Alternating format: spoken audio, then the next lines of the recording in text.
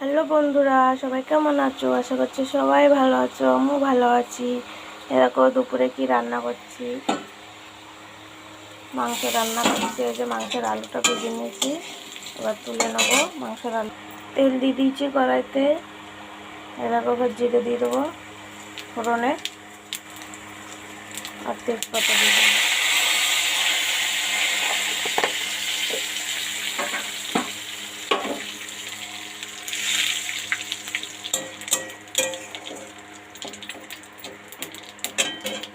কেটে টাকা পেঁয়াজ দিয়ে দেবো।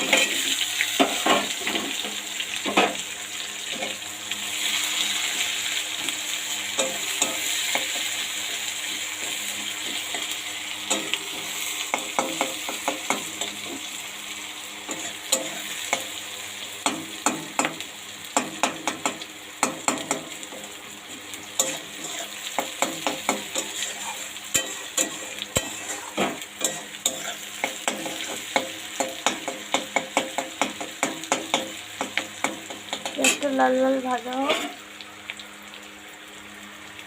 আর এদিকে মাংসটা দই দিয়ে মেখে রেখেছি।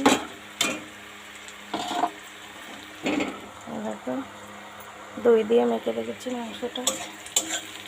পেঁয়াজটা ভাজা হয়ে গেলে মাংসটা দিয়ে দেবো। পেঁয়াজটা ভাজা হোক। দেখো বন্ধুরা, ভাজা হয়ে গেছে। আবার দুটো রসুন দিয়ে দিয়েছি, গোটা রসুন। তোমরা কে কে গোটা রসুন খেতে ভালোবাসো মাংস, অবশ্যই কমেন্টে জানাবে। আমি আজকে প্রথম দিলাম। সবাই তো দেখি খায় মাংসের মধ্যে গোটা রসুন, নাকি খেতেও ভালো লাগে। আমিও দেখলাম দিয়ে কেমন লাগে খেতে। রসুনটাকে ভালো করে ধুয়ে নিয়েছি।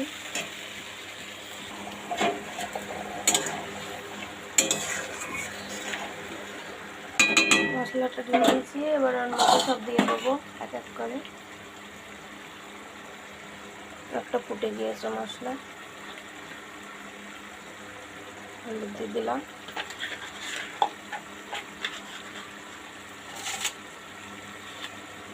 লবণ দিয়ে দিলাম।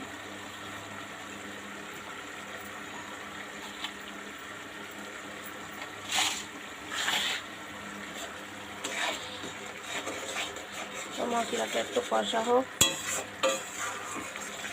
যতক্ষণ না তেল ছাড়ছে ততক্ষণ মশলাটা কষে নেবো।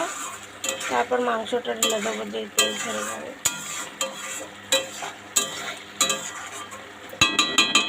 মশলাটা কষা হোক। আর এদিকে ভাত হয়ে গেছে আমার, ভাতটা এবার নামাবো। চলো ভাতটা